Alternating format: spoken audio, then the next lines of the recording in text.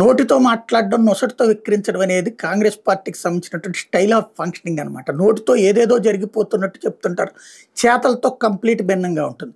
తెలంగాణలో బీసీలే అత్యధికులు. మరి అత్యధికులు బీసీ లేనప్పుడు ఆ బీసీ సామాజిక వర్గానికి సంబంధించిన వాళ్ళకి ముఖ్యమంత్రి ఇవ్వాలా?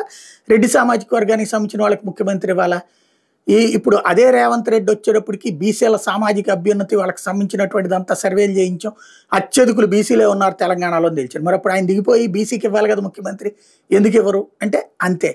మాటల్లో మాత్రం బీసీల అభ్యున్నతి, చేతల్లో మాత్రం పరిపాలన, రాజ్యాధికారం అనేటటువంటిది అగ్రవర్ణాలు తీసుకోవడం అన్నటువంటిది తరచూ కాదు, సహజంగా జరిగిపోతున్నటువంటి పరిణామం.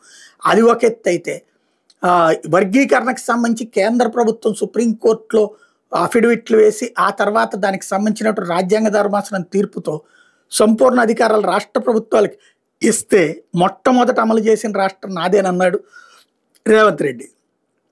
అక్కడ తెలంగాణలో అత్యధికులు ఎవరు ఉంటారు? మాదిగ సామాజిక వర్గం ఎక్కువ ఉంటారు ఎస్సీల్లో. మరి వాళ్ళకి ఇవ్వాలి కదా.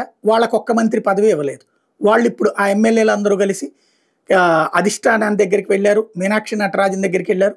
ఆవిడ మాట్లాడింది. అదే సందర్భంలో వాళ్ళు మంత్రివర్గంలో స్థానం కావాలని చెప్పి గట్టిగా పట్టుబడుతున్నారు. మరి అక్కడ ఉన్నటువంటి ప్రధానమైనటువంటి బీసీలకి ముఖ్యమంత్రి పదవి రాదు. ఎస్సీల్లో మాదిగ సామాజిక వర్గానికి మంత్రి పదవి రాదు. మరి ఎవరికి సామాజిక న్యాయం చేసినట్టు? నోటితో మాత్రం విపరీతమైన సామాజిక న్యాయం జరిగిపోతూ ఉంటుంది అక్కడ.